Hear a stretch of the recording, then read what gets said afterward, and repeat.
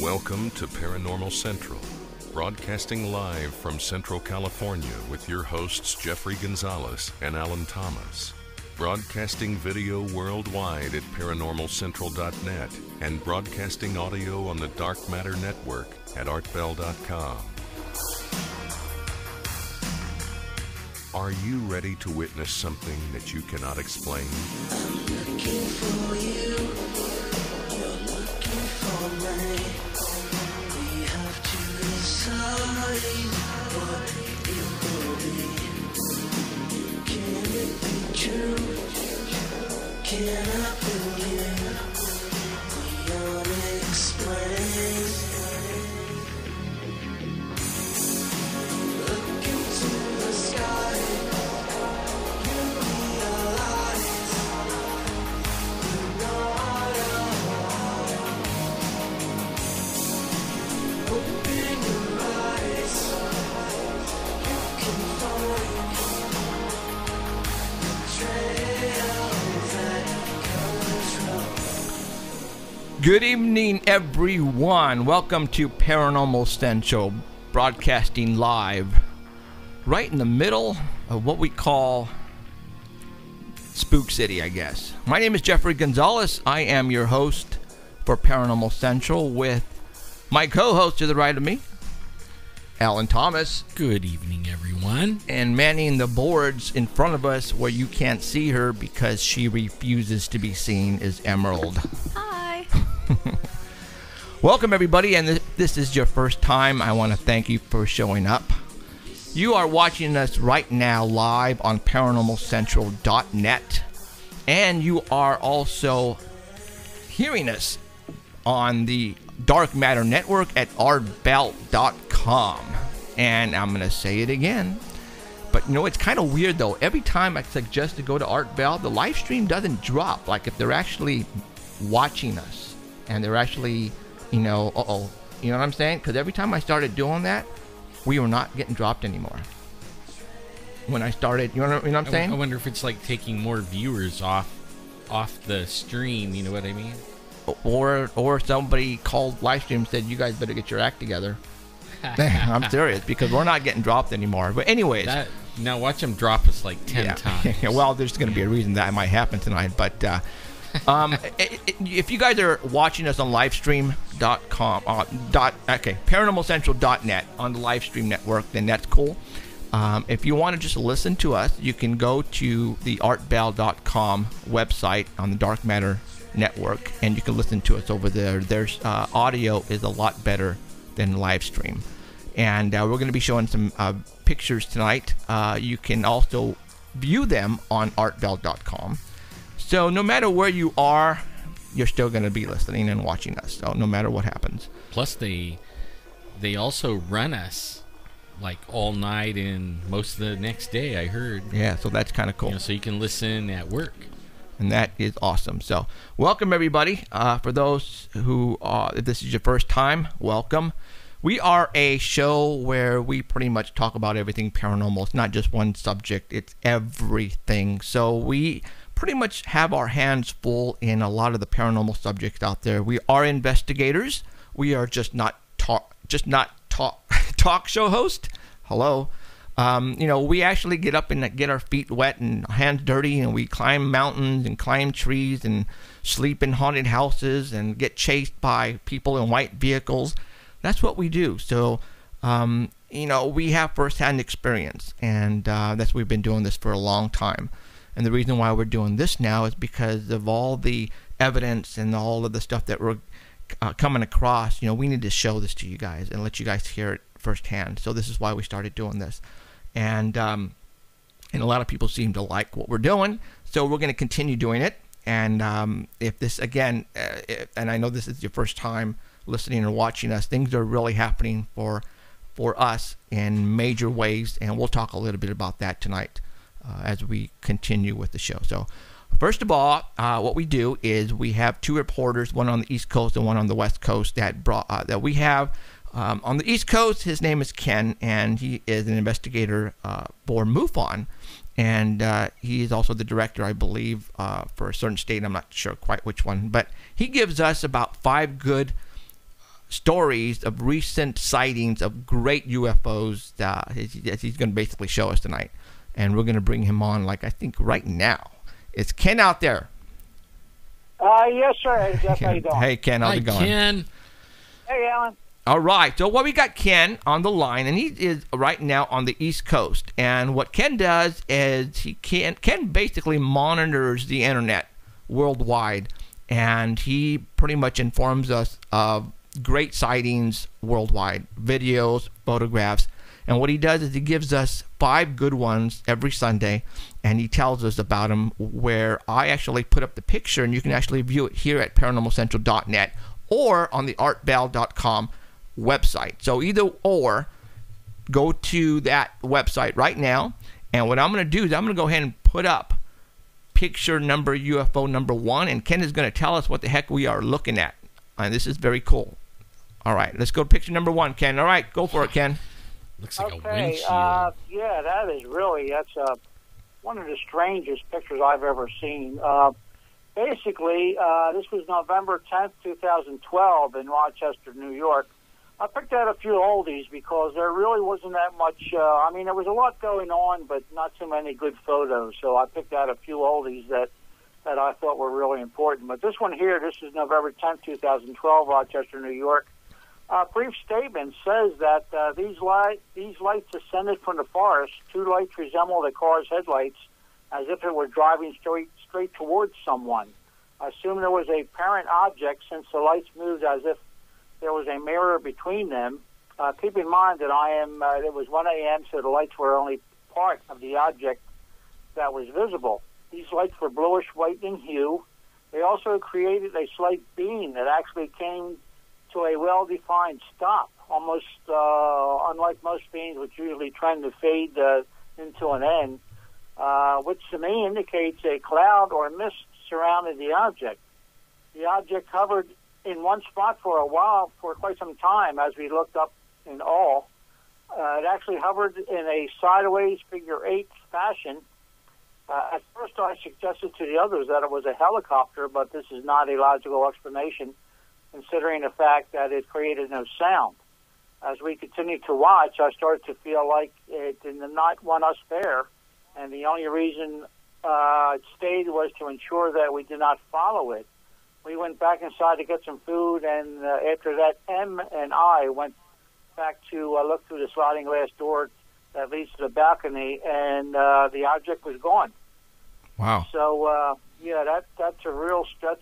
that's an incredible photo That's a that very this cool guy one. captured. So. Absolutely. You almost could see like part of the ship or like a dish underneath it. It looks like a plate or something. Very cool. Really incredible. All right, let's go to number 2. And what do we got here? Okay. Oh, yes. Okay, number 2. This was also another strange one. Now, this person sent a couple photos. Now, a couple photos showed the swarms that they were talking about. There were swarms of insects. They feel it was mosquitoes, but I'm not really sure. And this light, apparently, the camera captured this light beam. And now this was September 2nd, 2012. It was Fish Lake, Oregon. Brief statement was the photograph was taken on September 2nd, 2012, near dusk in the same area after Bigfoot researcher Eugene and his son encountered a long Bigfoot call at 8:30 p.m. on September 1st. On our way home, my husband and I were traveling on a road that was at least 7 miles long. We looked up and saw black streaks in the sky. They were swarms. I didn't hear a sound, and I know that they weren't bees or locusts. We thought they were mosquitoes. The swarms only followed the road, and the multitude of them ran longer than the length of the entire road, which was 7 miles. We knew that this was highly unusual activity and decided to pull the truck over and park. I couldn't see anything, but found it compelling to take a photograph. I put it on my computer and saw orbs traveling in the beam that the IR on my camera captured. Of course, IR is infrared. I also saw the swarm encircling the beam. I wanted to know more about insects, and I found on the internet that insects sense senses vary from mammals, and one of the most important traits they have is the ability to perceive heat. It appears that the beam was giving off heat. Insects, especially blood drinkers like mosquitoes, use heat detection as a means of hunting prey, focusing in on big heat sources like big animals. Even though the beam couldn't be seen with human eyes, the insects detected that it was there. So this was, like I said, this was a very, very strange, I can't explain this. Wow. It's just incredible. Very weird. Okay. Yeah. And at first I thought it was one of those rods that people talk about, but nope, not what it is. Yeah, So. I thought it was a pulse. What do they call it? The TR3B, and it has the pulse. But only it actually leaves like a contrail, and it has pulses. Oh, in I it, see what right? you're saying. That's what I thought it was. But this then is you straight can't up and see down. they couldn't see the light with their eyes. So who knows what it is? All right, very cool. All right, let's go to number 3. Whoa. Number Yeah, 3. number 3. Now, this is an oldie. I think that there's a lot of new people out there, a lot of people just getting into ufology and UFOs and everything else. And I like to bring up a lot of these old cases and old Sure. photos because some of them are just incredible. This one here, this was August 7th, 1987 in Wallingford, Connecticut. This is an oldie, and this has been investigated, and there's a long story behind it. But the brief description was, my friend pointed to the sky and said, "What's that?" I looked up and saw a large disc silently floating over my head at a very low altitude, less than 1,000 feet. My initial reaction was to say to him, don't let them see you. And I stepped quickly back into the shadows of the building. This reaction has always puzzled me because my friend just stood and stared at it right out in the open. We watched it pass over us very slowly, maybe 20 miles an hour. This is just a guess because once it passed, we decided to follow it.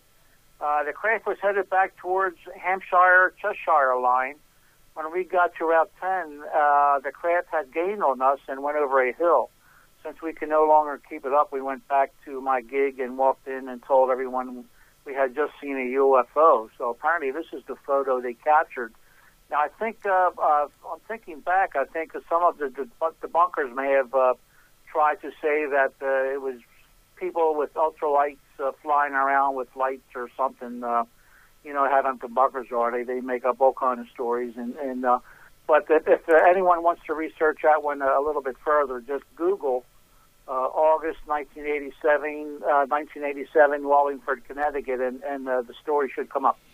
You know what I've always wondered is, if they are from another world and they have to have lights on the crafts, what would be the purpose? Like, for example, this one here, to me, I'm thinking that probably the lights are rotating around it. And that's what I'm thinking. But, if you're a sophisticated, and you have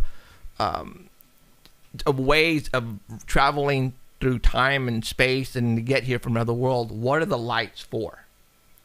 To me, that's exactly. I've always wondered As a matter of fact, I have a theory that it's a possibility that, let's face it, these aliens are intelligent, and if anyone was going to hide in plain sight, they may be, using some of our lights on their craft to fool us. Okay, that's the logical explanation. Yeah. I can see that. You're like, hey, there's a UFO, and everybody goes, nah, that's a helicopter. And that's what I've always told people, that, when you're traveling and you happen to look up and you see lights, you need to really investigate it thoroughly, stop, look at the patterns. Are they, strobing? Are they solid colors? Where are they located on what side of the wings, the tail? Can you hear it? Can you hear it? Yep. So, all right, that makes sense. Okay, that's a good one. Yeah, well, the reason why I said that was, I don't know if I mentioned before, I may have, that I had a sighting around 6 months ago, basically the same thing. I was a quarter mile from my house and was rounding the curve there and looked up in the sky and saw a very large black object that was, I could see it, believe it or not, even though it was nighttime.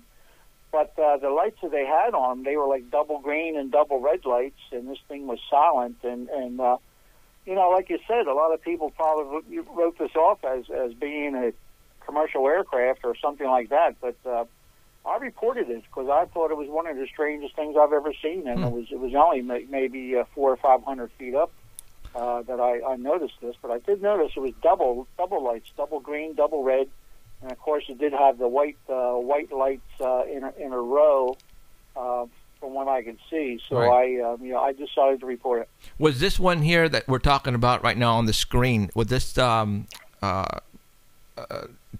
this a MUFON case? Yes. Okay. Very Yes, cool. it was. Awesome. All right, that's a good one. All right, let's go to number 4. Okay, yeah. Of course, this reminds me of the Phoenix Lights in a way. That's exactly what I was looking at. Yeah, this is brand new. This is March 22nd. All right, guys, this is a new last one. Week, this was Mount Annan, Australia. March 22nd. Brief statement is Mount Annan is gaining a reputation similar to Roswell, with yet another sighting of a UFO reported last week in a suburb. A person named Rashka Martinovich, I believe it's pronounced, a stargazer and a resident in Mount Annan, said that on March 2nd at 11:15 p.m., she and her husband were looking up at the sky to enjoy beautiful views of the stars when they noticed unusual lights hovering above them. The latest sighting is one of only of many series of UFO activities in the MacArthur region. Last December, a local business owner claimed that he spotted a strange light drift across the sky late at night. Sky watchers in Cleveland substantiated these claims, as well as in the southeast of Brisbane and across the Pacific Ocean in California. Mrs. Martinovich said her UFO experience lasted more than 2 hours. The light stayed in one place and disappeared.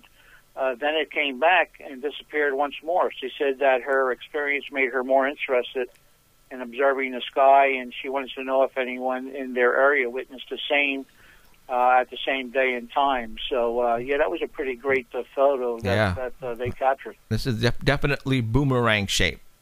It looks like it, sure does. Yep, absolutely. Very cool. Oh, yeah.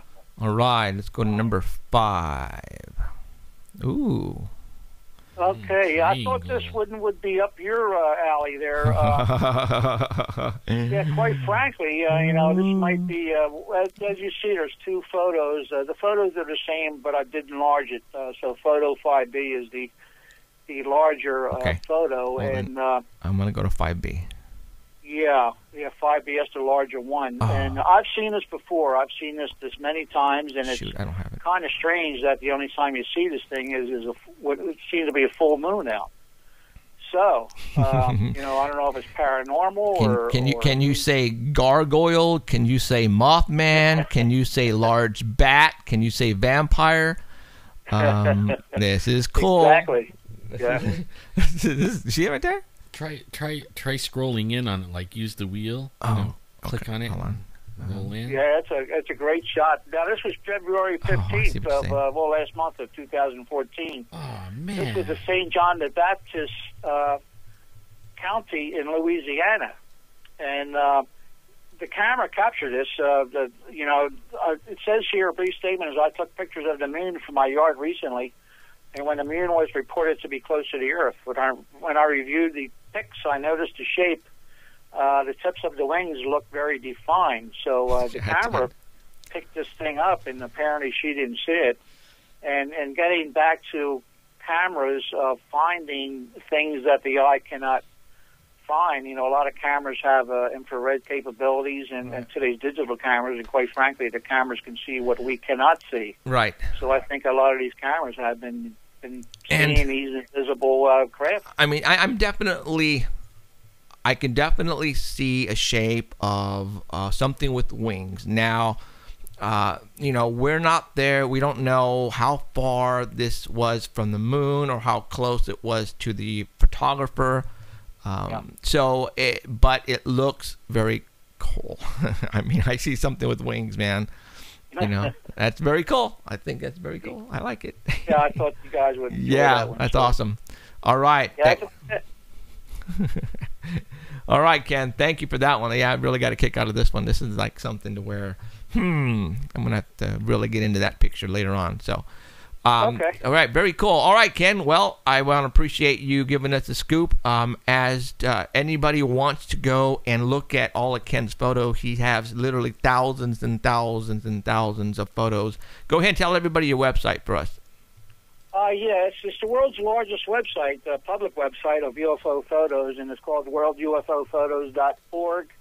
And my news website, I got over 1,000 great articles. That's worldufophotoandnews.org. I'm just about reaching 200,000 logins with my news website, so it's coming along pretty good. Right on. I wanted to mention one thing. Did you guys see the new MUFON's Hangar One show on Friday nights?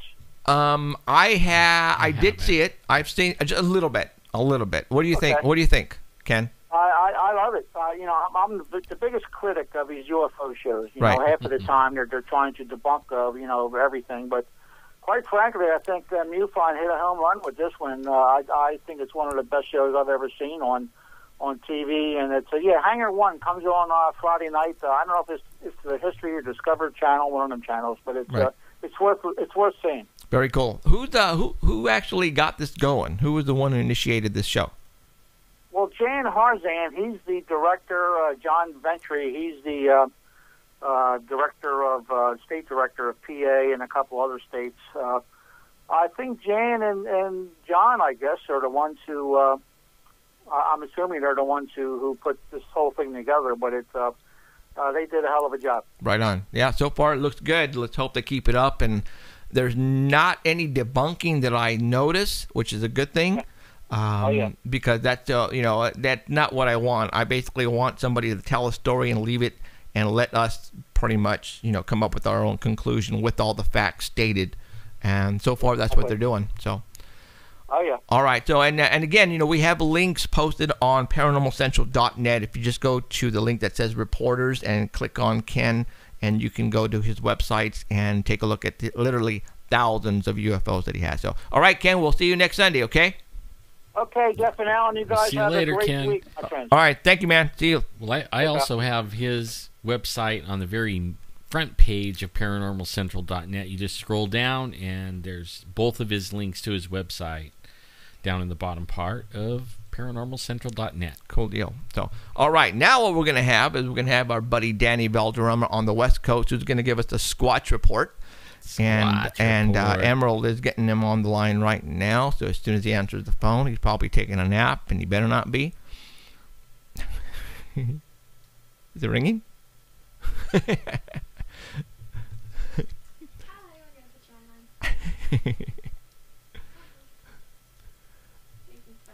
He's got some good stuff tonight. So what took you so long?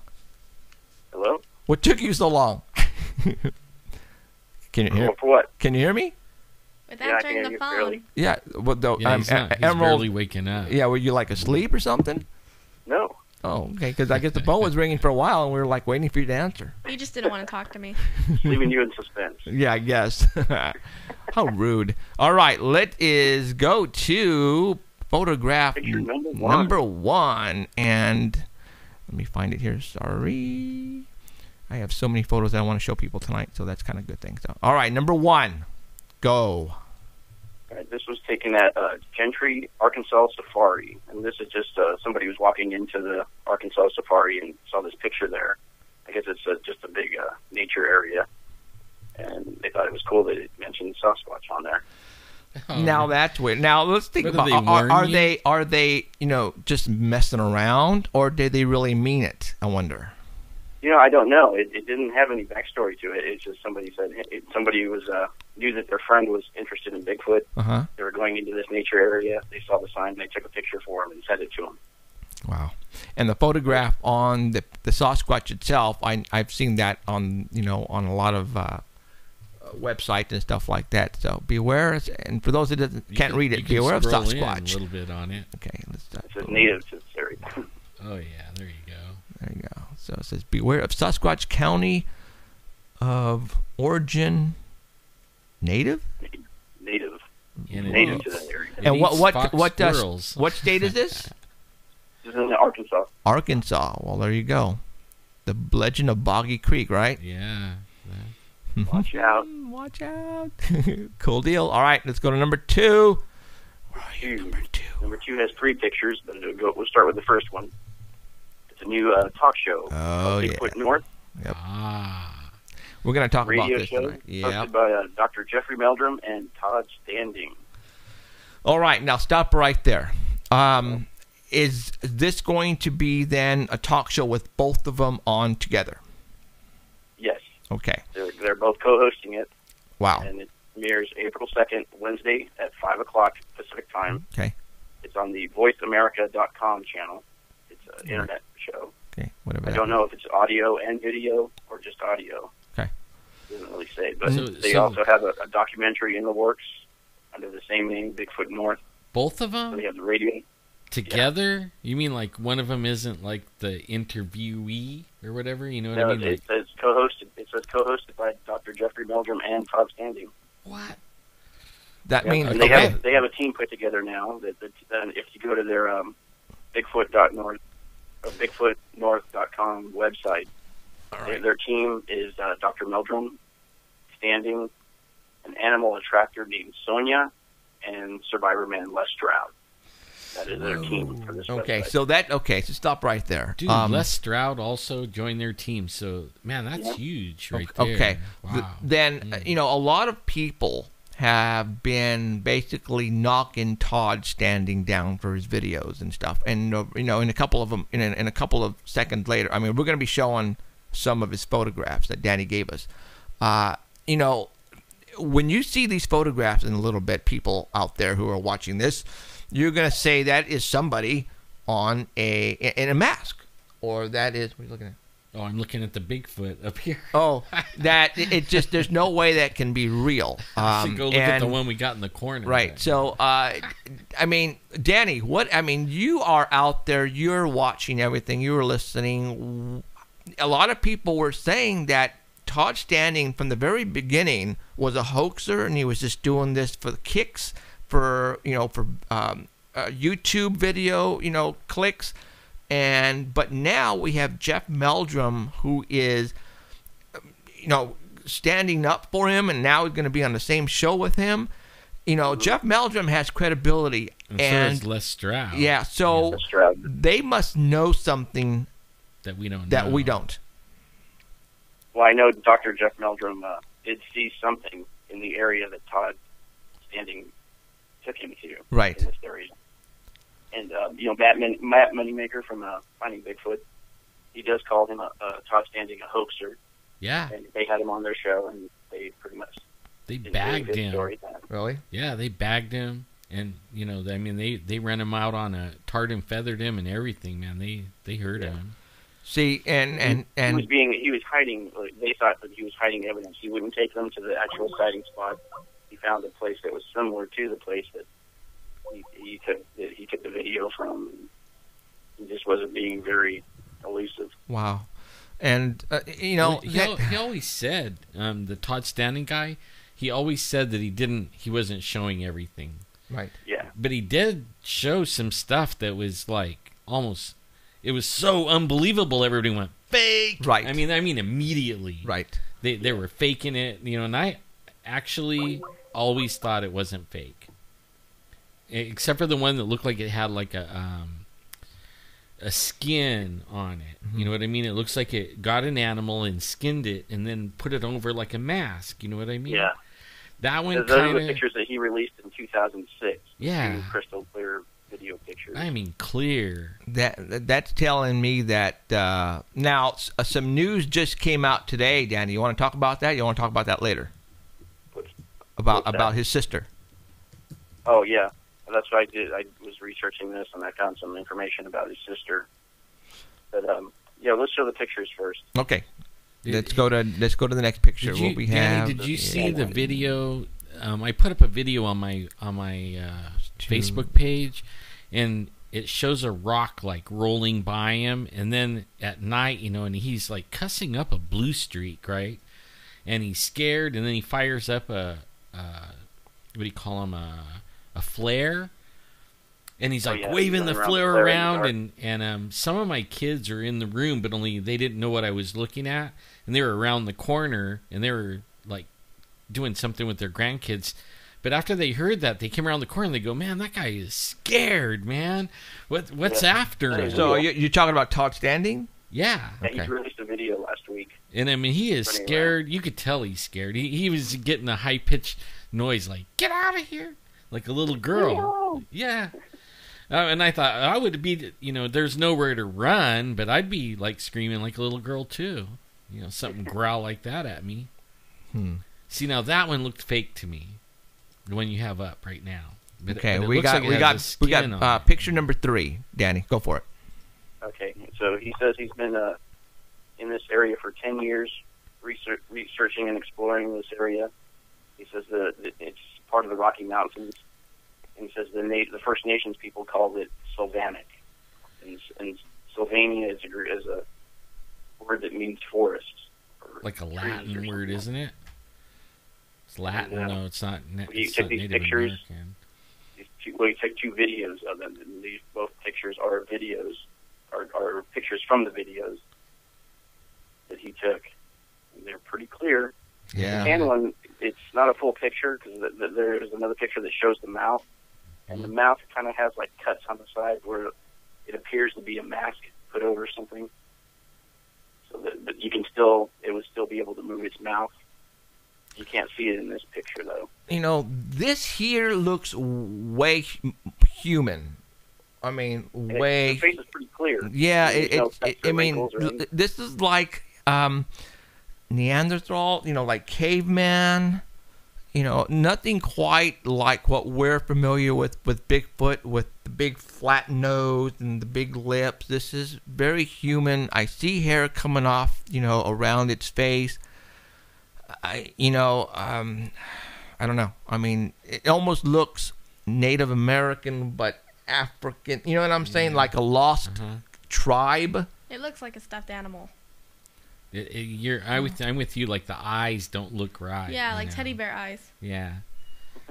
Teddy bear eyes. That was the very first video he released, and then the next picture is the second video. And he got slammed for this, huh? Okay, so let me put up the next one. Yeah, and the next one, next one blinks. He corrected in the everything video. that people complained about. It looks like. See, now that one looks real to me. Okay. There is also a video of this one. Now, for those who are watching look this at the right eyes now, on that one. That's not a teddy bear right there. He's actually giving. You could actually see the life in the eyes while it's looking at you. yeah, I mean, this. You know what?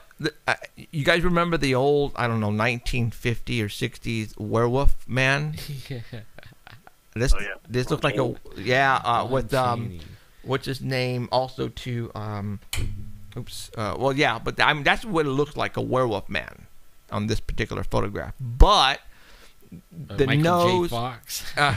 The lips are not that big compared to the nose. But then again, we don't know the size of the head we're looking at. We don't know the dimensions of it. But on the video, that one blinks, and I mean nothing moves. Just only the eye blinks, but you can see the hair kind of move, and it's real. You can see the bags under his eyes when he blinked. There is almost That's did it what on somebody was purpose, complaining about too. That when the creature in the video, that one blinked, Mm-hmm. the whole right side of its head moved with it. And if you tried blinking and looked in the mirror and blink, only your eyes moved. So they were thinking that maybe it was like a costume that was connected. I actually think he blinked like a wink. And me and my wife are looking at it and I go, "Look, he winked at you like that." And she's like, "No, he didn't wink at me." I go, "That was a wink." And you could see the knowing in its eyes, like it was winking. so maybe It's like, "Hey, cutie." so Come here, Todd. So for all those who are right now watching this and listening to us, these are the photographs that Todd Standing has taken. And Todd Standing has taken a lot more, and he's releasing them little by little by little. I'm thinking that, and for those who don't know, and I didn't see the show, Survivor Man, right? I saw the show. Okay, so Todd Standing was with the guy, what's his name? Les Stroud. Les Stroud. Okay. So I'm thinking that Jeff Meldrum and Les Stroud has actually sat down with Todd Standing, and Todd Standing has probably let them watch everything he has and probably blew them all away. Well, I know he took them to his area, and Les Stroud, like I watched the whole show all the way until the end, and there's going to be a second part to it where Les Stroud goes on his own in a very vulnerable area and stays the night, right? But he took them to these structures, like kind of like what we have in the area we're at, really old trees. I mean trees, and some of them are upside down, and they're all placed like a teepee type of thing. And they're old, and you could tell like where they were snapped. It wasn't like yesterday or a year ago. It was like 50 or 75 or 100 years ago. I mean, they're already rotting at the bottom where they bent over. Not the snow didn't do it. You know what I mean? Right. And Les Stroud was kind of going back and forth on himself, like, you know, I know what snow does, and snow doesn't do this. You know, snow will knock down 30 or 40 of them all in, you know, they'll get heavy with snow, and then the wind will come along and bam, break them all. You know, doesn't pick out one here and one over there and one over there. Right, you know? I see. Okay, So well, Todd Standing does have a website where you can join his club, and he'll send you links to his videos too. now another thing that was giving people the bad vibes was that isn't he charging? Yeah. It's not free. Okay, so you have to purchase a membership to actually get into his website then. Yeah. Okay. So it's like it's not free. Dyer and what was the other guy? Yeah. And that's where a lot of people are getting, you know, it's really hitting them hard on this, is because this guy is charging people. You can take it as a positive and or a negative. A negative, you right away you're thinking, okay, this guy is just in it for the money. That's it. But he's been doing this for 10 years or maybe longer. Maybe he needs money to purchase better equipment, to get better audio or visual stuff like he's been getting. And it's not cheap, you guys. You know what we do, to go up to the mountains just for a weekend, it's hundreds of dollars. Yeah. Literally, and a lot more. And you know what? We'll never be able to afford a mask like that. No, and I'm serious. Okay, now that's serious. Okay, mask now since you're talking about the mask, what did you find out today, Danny, about Todd Standing's sister? She looks I like was that. doing research about this all day, and I found out that I think it was Craig Woolheater that was doing. I was reading some of the stuff that he had written, and I think he found that his sister Louise is a manages their video production company. Todd Standing and his sister Louise have a video production company, and she just by profession happens to be a makeup artist. Okay. Nah, she can't make that.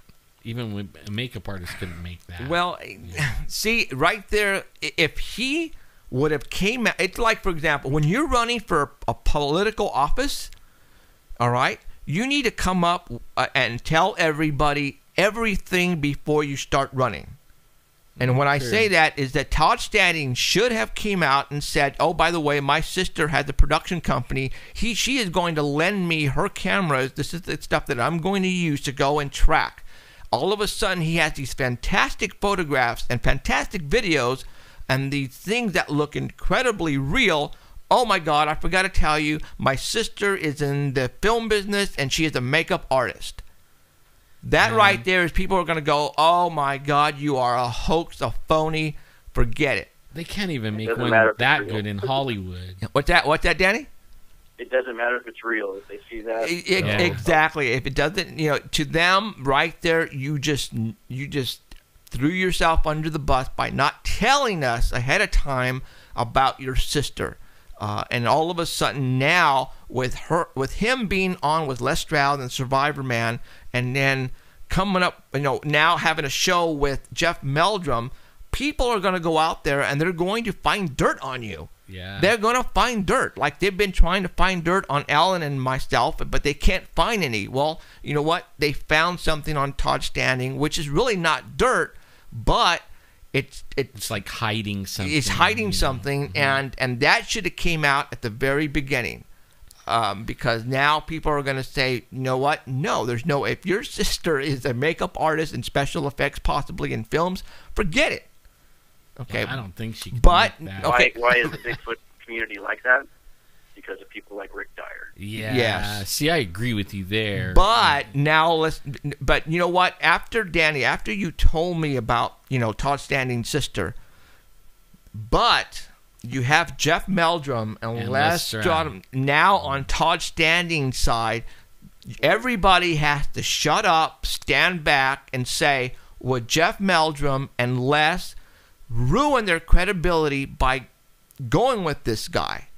No, they would not ruin They their. know a lot more than us. We have Yeah, to wait to see what that they means they know a lot more than us. Then something is happening up there where they're going that is real. Well, Danny, were you were there when we were up at Felton and we were talking to Jeffrey Meldrum, Uh-huh. and he was even talking about the hoaxers and how it hurt. It was hurting him in like with his he wanted to pursue doing the tracks and finding out real stuff about Bigfoot, but only his associates or peers were thinking it was all a big joke, and it was actually harming his research. Right. And he was actually saying he didn't like the hoaxers one bit because of that. Right. Like being told. Right. And again, for all those people up there or out there right now who are watching and listening to us who don't believe in this, you have to understand about Jeff Meldrum and Les. They would not ruin their credibility by going with Todd Standing unless they knew something. You won't see him with Rick Dyer. Absolutely, not freaking even not. from the gate. No. So there is something going on with Todd Standing, and for all those who are watching this photo or who are looking at this photograph right now, this might be the real thing. Well, I'm going to find the video of this, and I'll put it up I'll put links to it. Okay. On our website on the main page by tomorrow. I'm going to have this stuff on. Okay.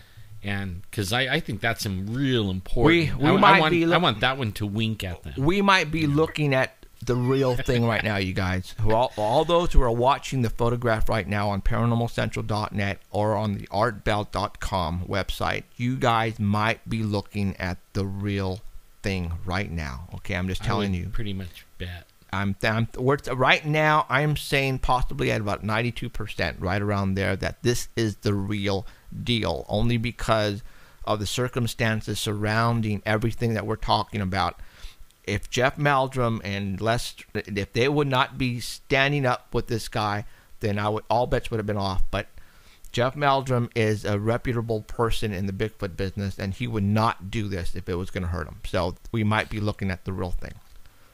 Which is awesome, guys, because this is, we're getting closer. We're getting really close for something major to happen in the Bigfoot world, I think. Well, I always said, technology is going to catch up with that guy. Yeah, I think you're right. And we're not backing off, not by a long shot. We go up there all the time. We don't hide stuff. Right. We tell you everything. In fact, we could barely wait to get home to share what we get, Exactly. Even if it's yelling at us. Yeah, so, okay, let's go to the next photograph here. What do we have? We're at number 5. It's new software that is coming out. Well, it came out in 2012, but it's new software that can spot Bigfoot hoaxes and videos. What? Yeah. Okay, explain that one to me. That ties into what we were just talking about. Explain it to me. Dang, well, let's a video analysis technology. It was made from people at MIT made it, and it said it can make it easier to determine if video footage is genuine. It's known as EVM, Eulerian Video Magnification. What it does is it breaks down video image to reveal aspects that would otherwise be undetectable to the naked eye. Wow. Bigfoot researcher Matt Knapp is urging other researchers to help to prove once and for all that this is really something. It really is something lurking out there in the woods. So how, the reason they're using it. Go ahead. No, go ahead. I'm sorry. The reason they're going to be using it is because big people that are the Bigfooters are mostly all their evidence is anecdotal. They just have stories, right, or blurry pictures. So what we need to start doing now is, if we want scientists to get involved in this research too, we have to go use scientific standards to prove what we have out there is real. Okay. So the EVM software assists in determining and proving that the subject of a video is a living, breathing entity and not just something in a costume. Okay. It will gain information about muscle movement and motion. Ah. But when MIT made it, it was to help medical diagnosis, and then it was offered as an open source software, so anybody could use it online. But you have to learn how to use it. Oh. You can't just go out and use it, because some people have already started using it on the Patterson films, but they're not using it correctly, so they're not getting the results that we're looking for. Well, then you have to go to school to learn how to use the software then. Yeah, because there's a bunch of adjustments that you need to make for depending on what you're doing. And when MIT made this, they never thought it would be used for Bigfoot research. Wow. But What? How much does this software cost? it's free. What? MIT made it to help the medical field, and they used it as an open source software Okay. for whoever wants to download it. And I was looking for the download earlier. I couldn't find it anywhere. I'm gonna have to keep looking for Okay. it. You need to find this, and we need to get it to our forensic expert, who is now part of the team, Mickey Burrow, and he needs to learn how to use this. Okay. It's a great tool. Oh yes, because when we have in the near future a video or that we need to analyze, it's going to be the best if we get it to a credible person in law enforcement that could tell us yay or nay. And that's awesome. I can't believe it's free. So yeah, Danny, please continue to find out where we can get the software, and we need to download it, and I need to get it to Mickey ASAP, and yourself too as well, so you both can learn how to use it. So because when we get picked up on the show, we're gonna need this software, because I have a feeling we're gonna get tons of videos that we're gonna need to analyze, and we need to show people if this is real or not, and this is gonna be really good for us. The next picture that I have for you is showing what the software can do. Okay, Bring it up. got it. It's 4 pictures on top and 4 pictures on bottom. Yep, that's it. Got it. Go for it. Okay, so the pictures on top are what was downloaded, and then the pictures on the bottom are using the software. And you can see one picture is dark, and then light, then dark, and then light. You see that difference on there? Okay, right. That's the blood pulsing through the man's body. No way. Yes.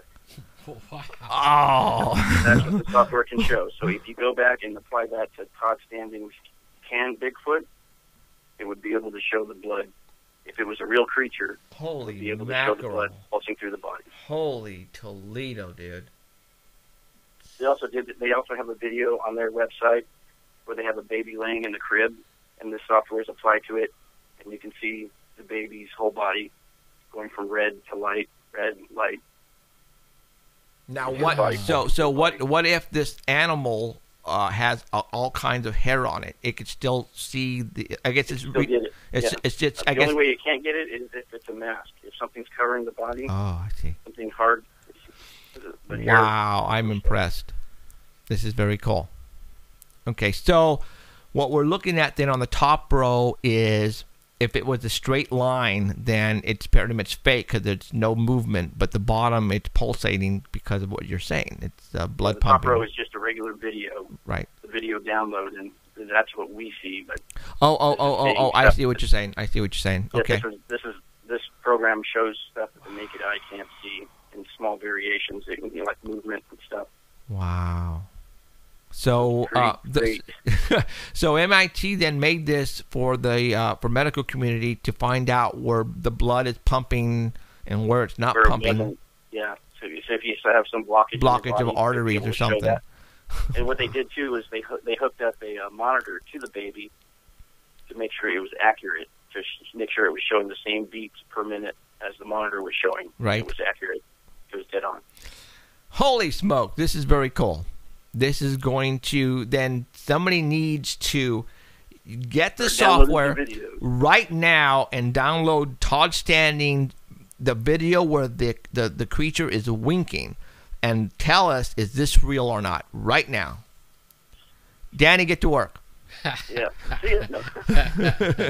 Oh my See you in a God! year, no? This is awesome. This right here is going to make it easy now for everybody to say fake, hoax, or if it's real. Oh, See, I told you technology is catching up. wow! It won't be long. And it's always you know. technology that is made for another purpose that people are modifying and using it, just like Yeah. ghost hunting equipment. Most of that wasn't made for ghost hunting. Right. They're modifying it. Like the thermal imager, it wasn't made to go out and catch Sasquatch No. heat signature. No, it's to find bad guys in the woods and they're, very cool. All right, Danny, you're making me excited here, man. This is cool stuff, dude. Seriously, this is really cool stuff. I can't believe it. Okay, we got the next Bigfoot, next photograph, and I don't know. This one, it's 3 pictures from a gas station. You can just scroll through them. This is from the BFRO website. This is a man. He's a healthcare executive. He's executive and technical advisor to elected and appointed officials. And he didn't believe in Bigfoot, ghosts, or anything unexplained. He doesn't believe in any of that stuff. But he and his wife were going from Denver, Colorado to Albuquerque, New Mexico. And he had to go to the bathroom. So they pulled into a gas station in the southernmost part of I-25 near Las Vegas, New Mexico. And as they were pulling in, they saw a New Mexico police officer pulling out and driving away, and they saw some other people parked in the front. So he had to go to the bathroom, so he runs into the gas station. The only thing that's locked, it's closed already. So he runs around to the back of the gas station. It's 1 o'clock in the morning. And so he ran around, and it was dark. The only light was from the front of the building. You could see a little bit in the back. It was lighting up a little area. So he on the map there in the pictures, you can see where he walked to the very back of the building so nobody in the front could see him. And he started taking care of his business. And then he noticed a dumpster-like smell. He said it kind of smelled like a mountain lion. He smelled urine from a mountain lion before. He said it kind of was a mix between that and a dumpster. And he's looking around his shoulder because all of a sudden he felt like there was an animal nearby. And he's looking around and he didn't see anything. And he just had that feeling that something was around him. So after he finished, he started walking back to the front, and he looked over his shoulder one more time, and he saw something out in the open, hunched over, looking at him. And when they made eye contact, the creature stood up and then lumbered from right to left on those pictures, away, just walking away from him. He said he could hear the footfalls. It sounded like somebody was dropping a sack of potatoes over and over again. He could hear it walking away. Wow, I must And have it been was heavy. walking fast.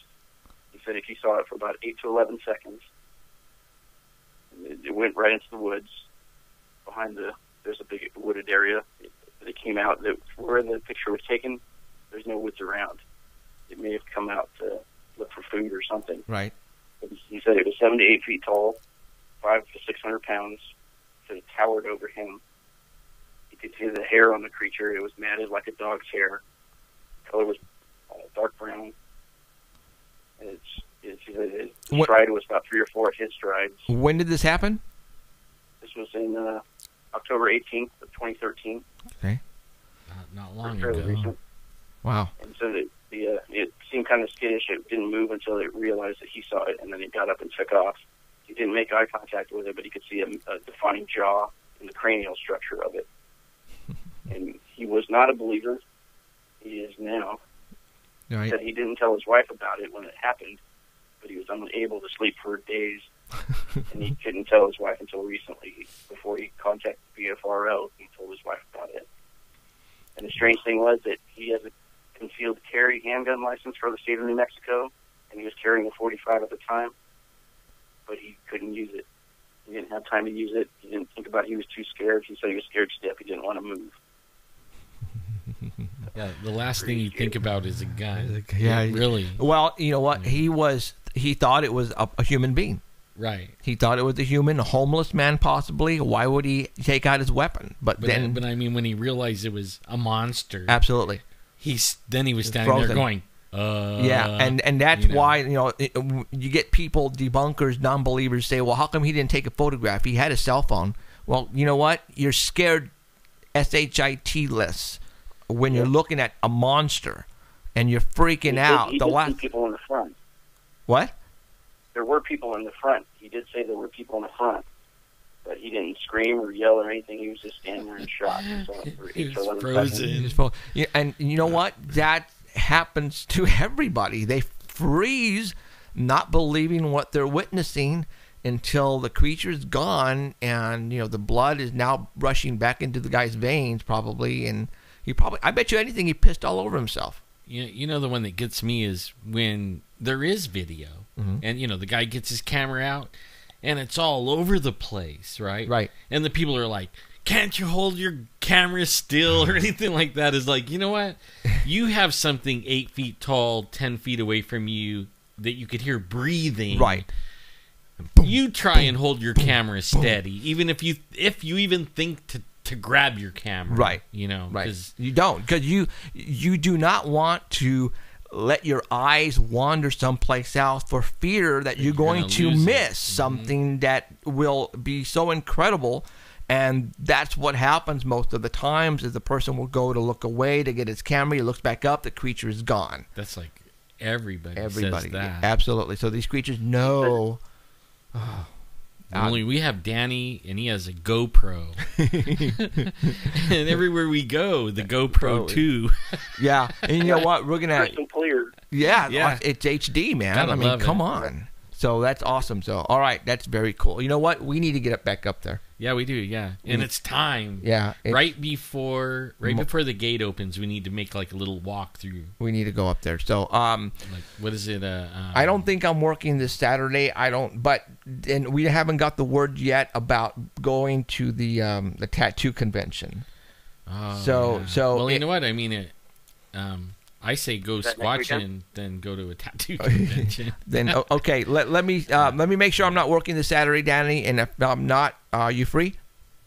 Actually, I'm not. Oh, okay. My daughter's going to be in town. Oh, okay. She could go too. So, all right. She probably wouldn't go. Huh? Like, give me an 8K. All right, we'll talk about it, and we'll figure out when everybody can go. So, all right, man. Anything else? No problem. Anything else? That's it. All right, dude. That was awesome. Mountain Monsters comes back on this week. Which one? Does it with a new season? New season of Mountain Monsters, April 4th. Monsters and Mysteries?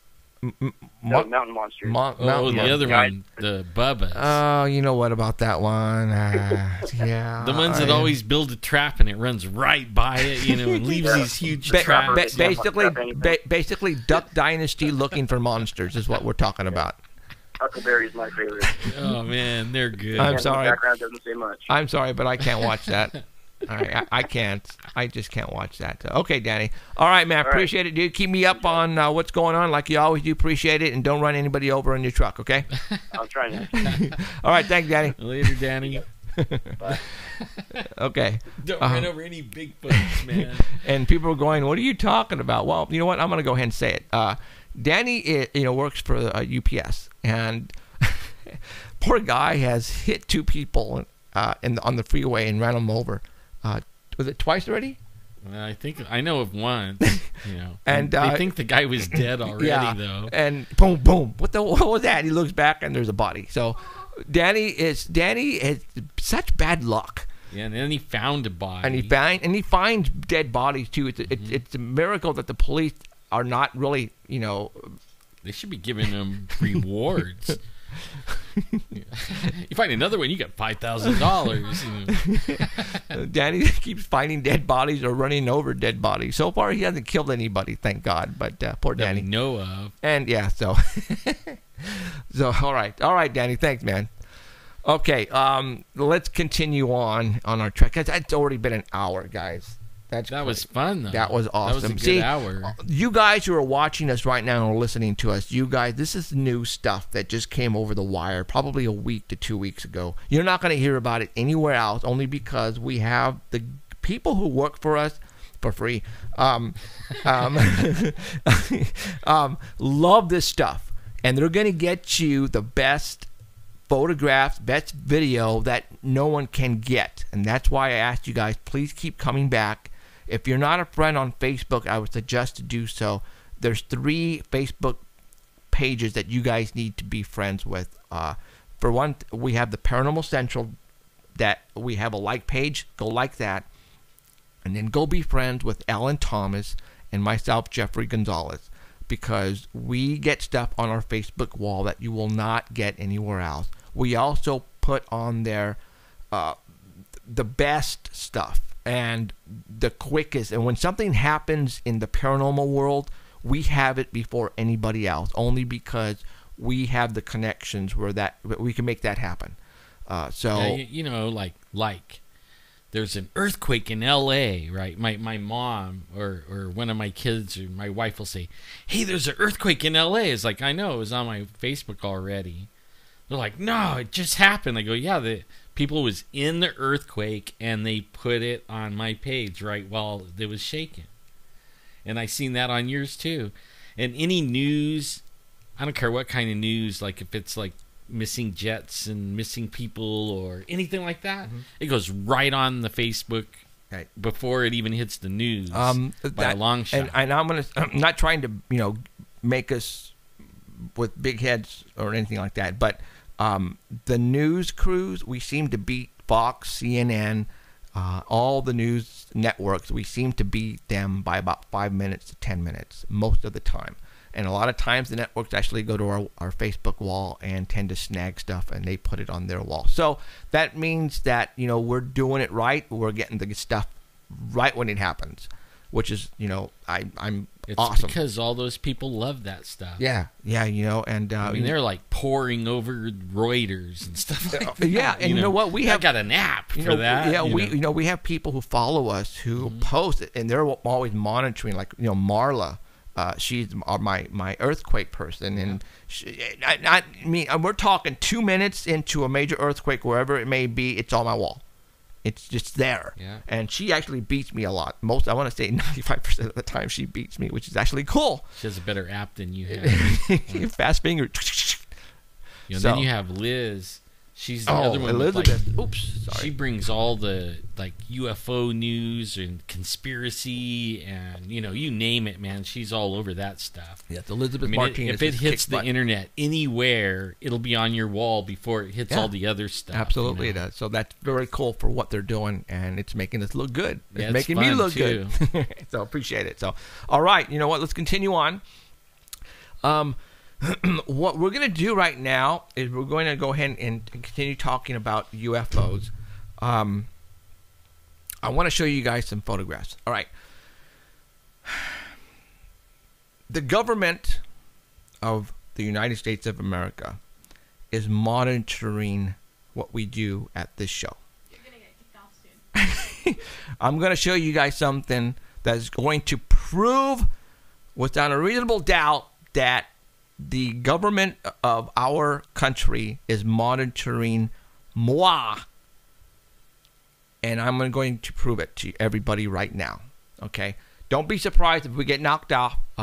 Keith, back at your at the headquarters at artbell.com, don't be surprised if you guys get knocked off. But this is going to be proof right here. So everybody, you ready for this? All right. Everybody remembers the Chasing UFOs episode.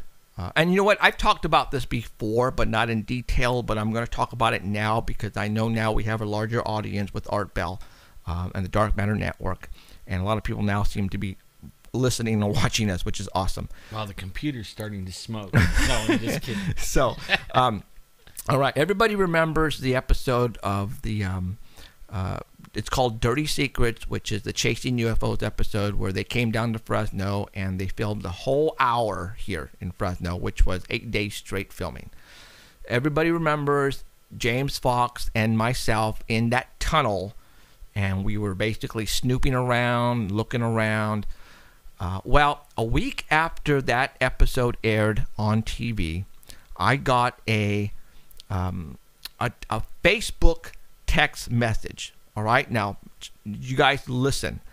This person contacted me on Facebook through messaging. All right, so in other words, when you had to go to message and message me, well, that's how this person contacted me. What I did, And he wasn't your friend. and It he just was somebody not that- my friend. Yeah. Right. But he was a friend of a Facebook follower that follows us, and I'm going to say her name, Stacy Jones. Okay. What this guy sent me over a message. Calm down, Stacy. Calm down. Okay. It's okay. Okay. What I'm going to do right now is when this conversation happened on Facebook, it was still there, but at the very bottom. Okay. So I still had the conversation, and it was saved in the messaging part. What I did is I went and looked for it. It took me a while to scroll all the way down, about a year and a half worth of messages, and I found it, and I took snapshots with my iPhone of what happened when he was, communicating with me through Facebook only. All right, now what I'm going to do right now is I am going to post up what he messaged me first. All right, here. Not adjust your TV set if it goes out. Okay, let me see if it's this one. It looks like it. Something like that. Let me see. Okay. Yeah, I think that was it. So here we go. This is the actual snapshot that I took with my iPhone, and I'm going to bring it in here so you can see it. Okay, so there it is, and I'm going to now. Is it? Let me make sure that is it. Yeah, nope. Okay, now it is. All right. I can't look. This system is That's all right. still Okay, restoring. it should be on now, and I'm gonna go ahead and I'm gonna go ahead and read it, because obviously right now this is not. I wasn't gonna do this, but or else I would have sent it to the Art Bell people. But I'm gonna go ahead and read it to the people in the Art Bell side who can't see this. I don't want my name used, but you went to the wrong entrance to the complex. And for all those, remember, we were in a tunnel, okay? There is another entrance to the complex, roughly 3/4 miles due east. I remember how sick it made me there. The nosebleeds and headaches that started after being in that area for a short time. Mind you, it was almost 20 years ago, but I still remember how I found all 3 complexes. Yes, he goes, yeah, there are 3 complexes. One is near the top of the mountain near Pine Flat Lake. There is another near Black Rock. And the last one I kind of stumbled onto it while camping in the high country near Washon Reservoir. You can a lot of strange things from the third. I'm just reading what he sent me, okay? So it doesn't make sense here, but this is what he sent me. You can a lot of strange things from the third site plateau near Squaw Valley. I wish I had a Geiger counter back in the day, and a GPS to mark the area. This is what he sent me. Now, I know where all 3 of those are. okay. I didn't know those locations, but I know where they are. Okay. And then he responded back. He goes, looking over the Google Earth, I'm hoping to give you a better search grid. And then I responded, thanks. I have a Geiger counter. See what you can do. Thanks. Okay. Blah, blah, blah. Okay. So basically what I said, and I have this other part, but I didn't load it up because I couldn't find it. I know I have saved it. But what I said, can you do me a favor? Can you go on Google Earth and see if you can find it and put a pin on it, take a snapshot and send it to me, because I want to go to that location or the locations. And he says, sure, no problem. Give me about a week. Okay. So a week goes by, 2 weeks go by. Then Stacy Jones sends me a message, and this is what she sent me. Oops, wrong one. Okay, well, his name is Jason. I asked Jason if he ever sent you the info on where the other entrance is, and this is what he told me. Sent him a message. Then I had a visitor. I was told to leave it alone. Very unpleasant visitor. They reminded me of something that I did and then left, but said the ball was in my court. Just going to keep my mouth shut so I can live my life. So that's the reason why he never got back to you. And I responded back, oh shit. So basically, he said 2 guys showed up on his front doorstep in suits, and they basically said, do not contact Jeffrey Gonzalez anymore. And they said, do not tell him where these other entrances are. And if you do, we have something, and it says here, that happened when, at a young, I don't know, something that he did that could get him into a lot of trouble. And they told him the ball is in your court. So basically, that's the reason why he never called me back or messaged me. Okay. This was only on Facebook, you guys. He did not call me on the phone. We didn't meet anywhere in private. This was only on Facebook. So they were looking at my post. They were looking at the people I were messaging and talking with. And they found this guy was going to give me some cool information. And they basically told him, leave it alone. So this tells you right here, right now, that they are monitoring everybody out there on Facebook, and probably us more than anyone else out there, only because of what we're doing. It goes beyond monitoring. Excuse me. The NSA or whoever it is that's doing it, they actually now have a mirror image of Facebook. Okay, I mean a mirror complete. Everything Facebook is mirrored. That means everything you've done is, they have a complete Facebook image, and they update it regularly, just like Facebook, and that way, and they're catching bad guys with it. Stupid people, they go on there and they'll like rob a bank, or back into a 7-Eleven and pull out a ATM machine and drag it down the street. And then they show pictures and brag about it to their friends, and they're busting everybody like crazy now through Facebook, through the mirror image. And Mark Zuckerberg or whatever his name is that owns it, actually went to the government and said, and the president, and said, hey, I don't appreciate you guys, this is mine, you're mirroring it. And they kind of said, whatever. They're not going to do anything. Right. So everybody, you are correct. They can look at anybody's messages, anybody's Facebook account, anybody's pictures. But don't think that that's the end all. They know what you're doing with your bank card, with your checkbook. I mean, if you have a social security number, I mean, really, a cell phone, they already know everything. What I have up here right now was I had posted previous, but the last paragraph was the last thing I sent this guy Jason, and it said, hey Jason, Stacy told me what happened to you. Someone paid you a visit. I pretty much saw that one coming. Don't say any more. Let it go. So I must be I must be getting real close then. See ya. And that was the end of that. And I didn't pursue it because this guy Jason was scared. They really scared him, and obviously he found something that needs to be kept silent and quiet, top secret.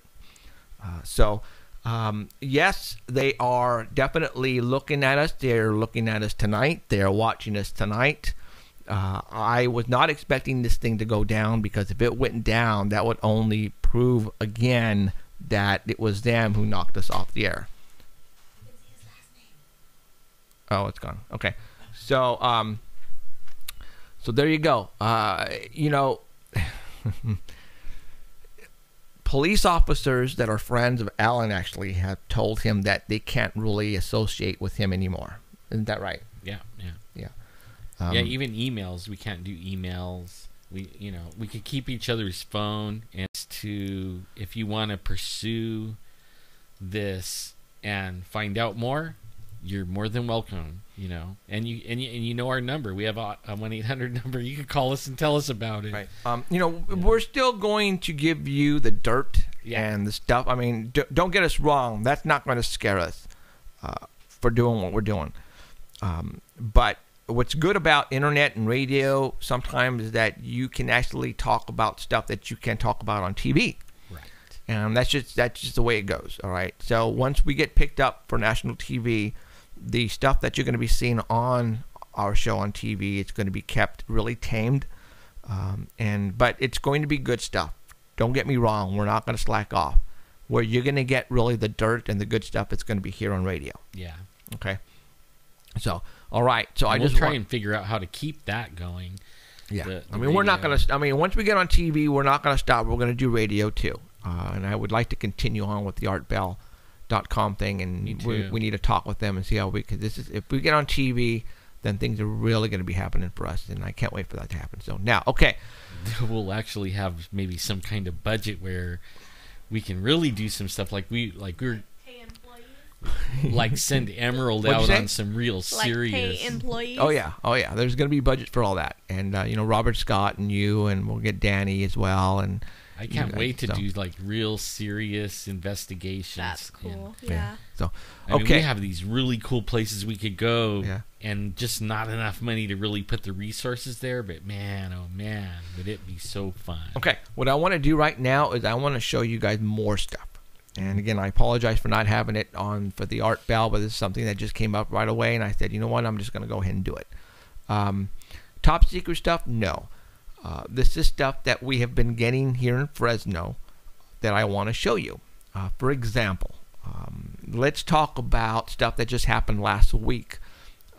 There was a video, and actually it was a photograph from the ISIS.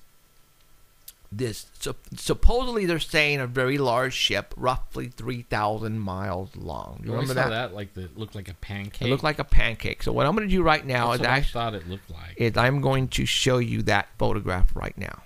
Oops. Looks like a big giant pancake. All right, and there it is. This is supposedly from the ISIS. Just recently, we're talking a couple days ago.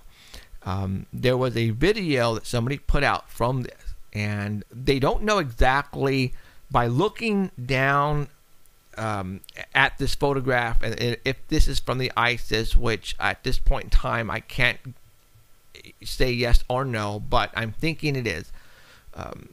I don't know what this is. All right. But they say it's very large. Obviously, I don't know. But what happened is the video that was out, it got terminated and it got removed from YouTube, and it was gone.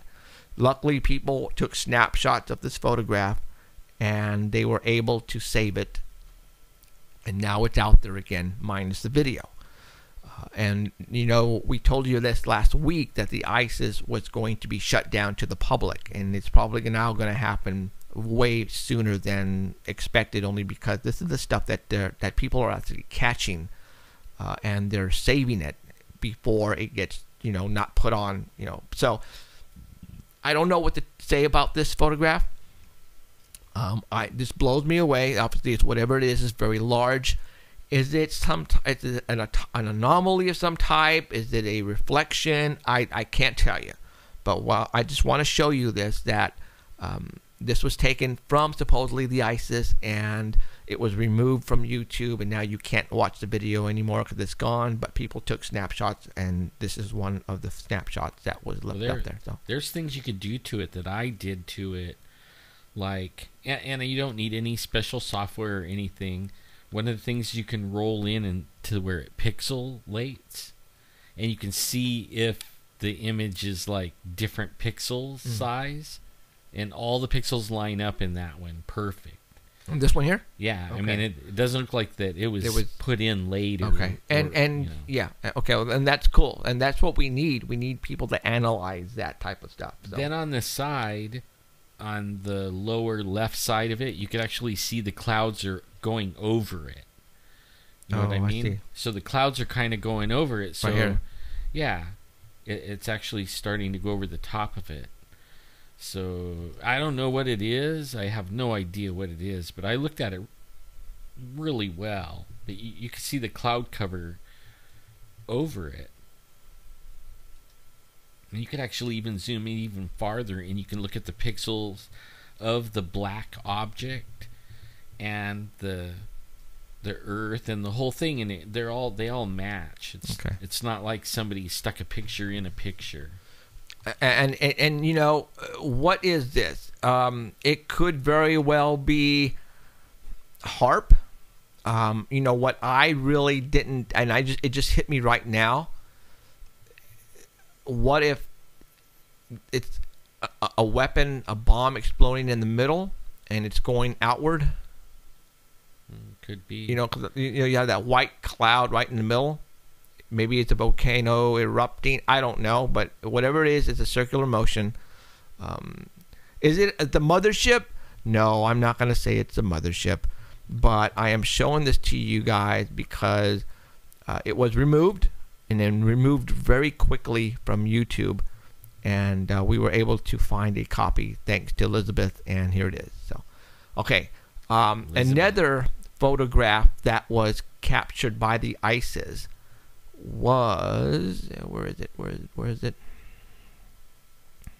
Right here. Is this one.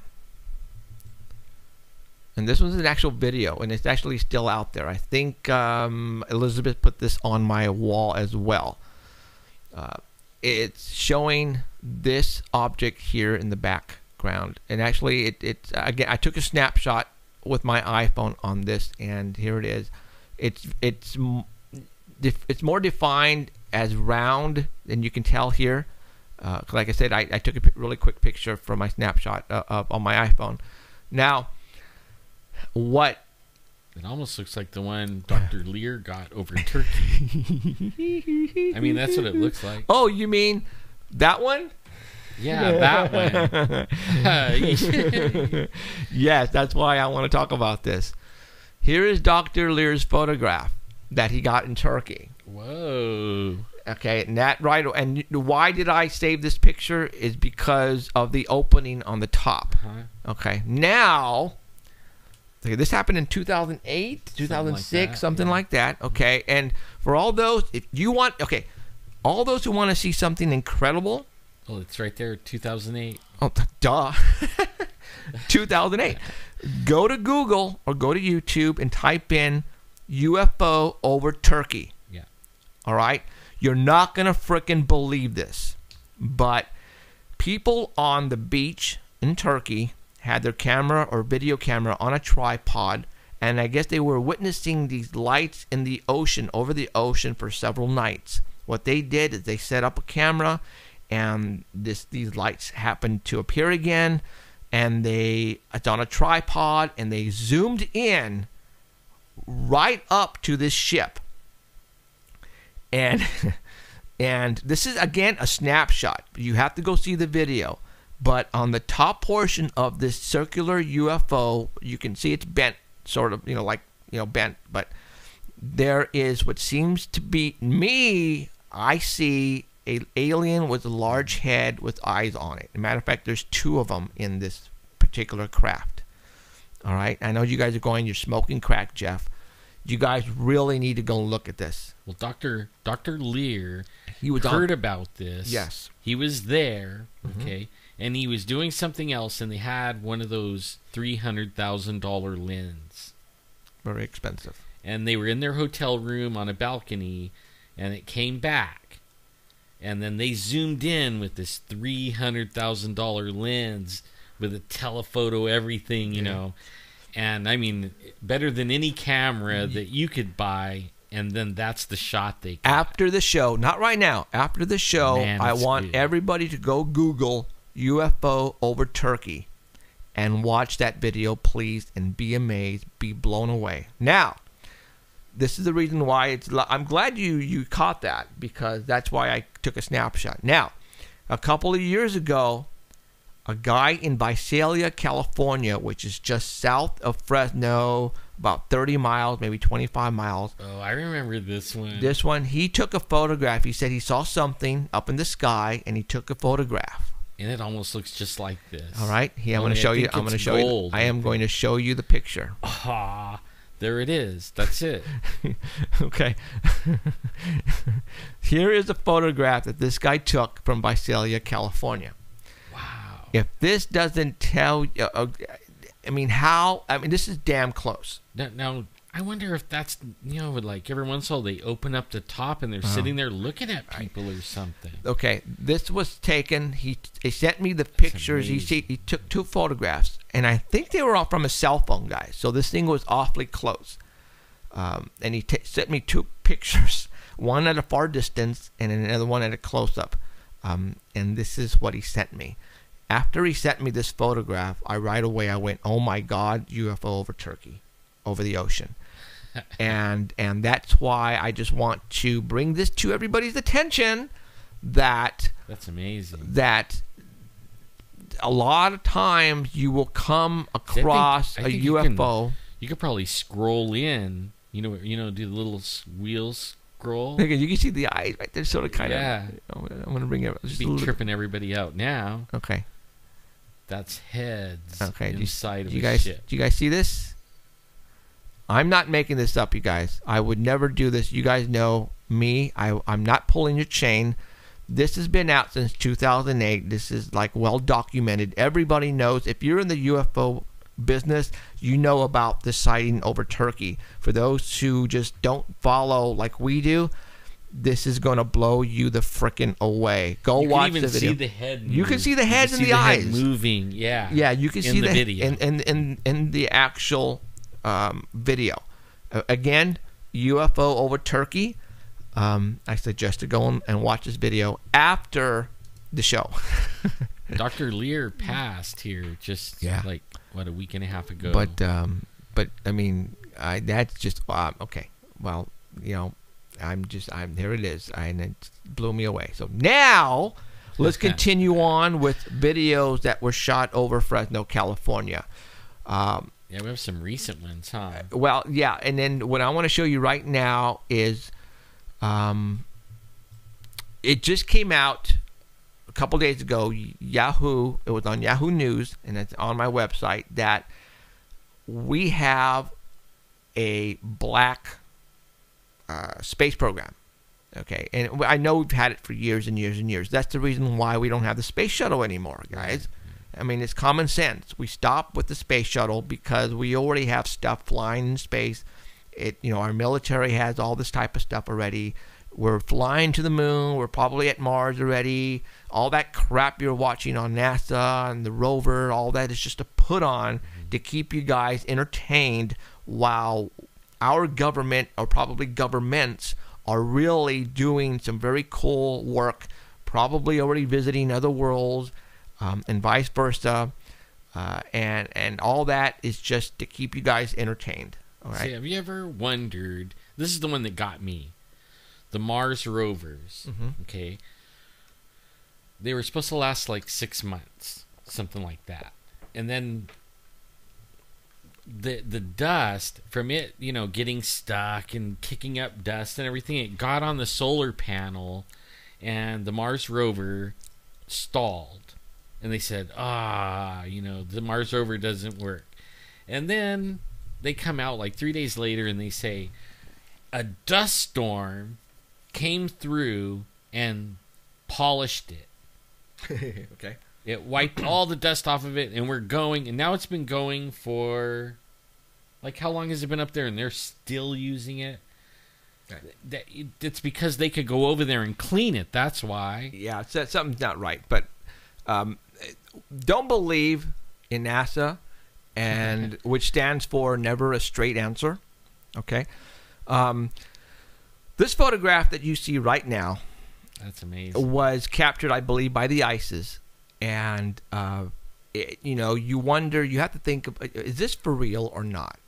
There are so many videos, so many photographs. Where did you get that? There's so many videos, so many photographs out right now on the internet that you have to wonder, is this real or is this fake?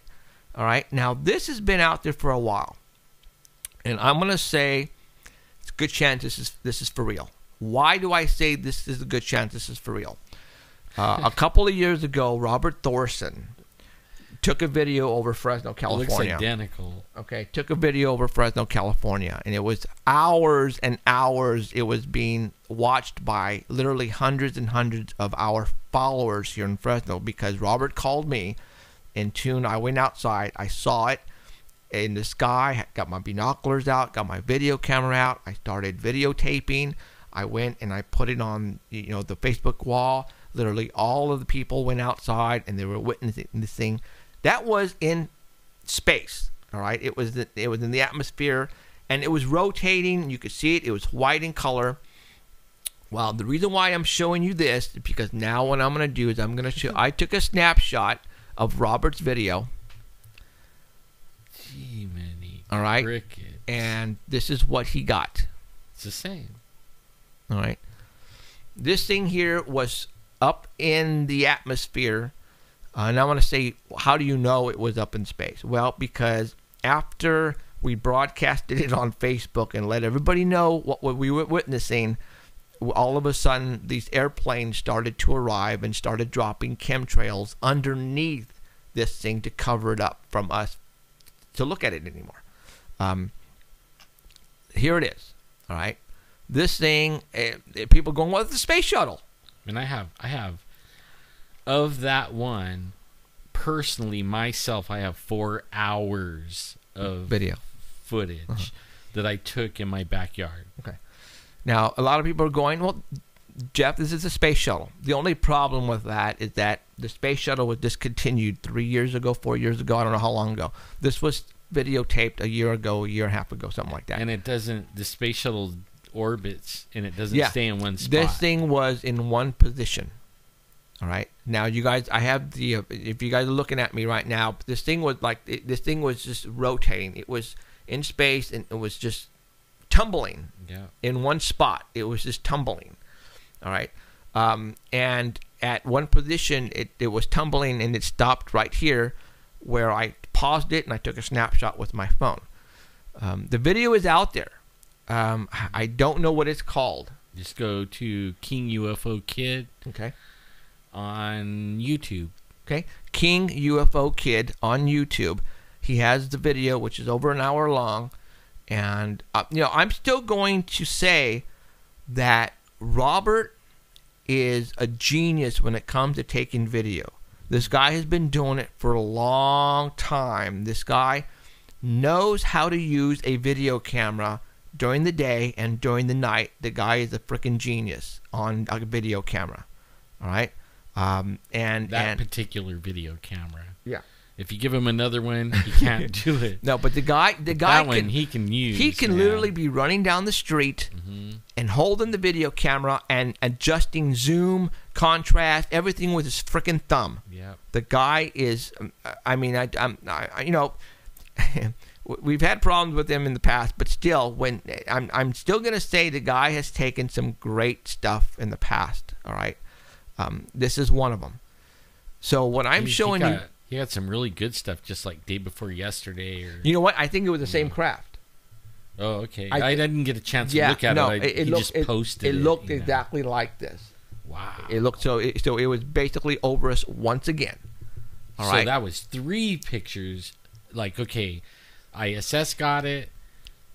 Then Robert gets it 2 years ago, and then he gets it again yesterday. Yep. Same. Yep. thing. Yep. So. I wanted to show you those things because if you compare them, they look pretty similar. Yeah, real similar. Real similar. Now they really are. One of another Ron, I can't pronounce his last name. It's Quest from the mountains. His name is Ron. He took a video, and he took a video of this, and he got this thing flying over Fresno. He lives in the mountains. Oh, yeah. Okay. I can't say his last name either. Yeah, it's ISTLIST at the very end. I can't say it. Anyways. Something like Slinkwist or something like that. Yeah, right. And he got this. All right. It's a stingray shape, triangular shape. Now, the reason why I am showing you this is because somebody got a video of a very high-speed triangle-shaped craft flying over Amarillo, Texas, or something like Austin, Texas, and was leaving a contrail behind it. And somebody took some snapshots and photographs or video and got it. And Yahoo actually put it on their, internet, and it went, viral. Basically saying this is what we have. We have black, space programs, and this is one of them.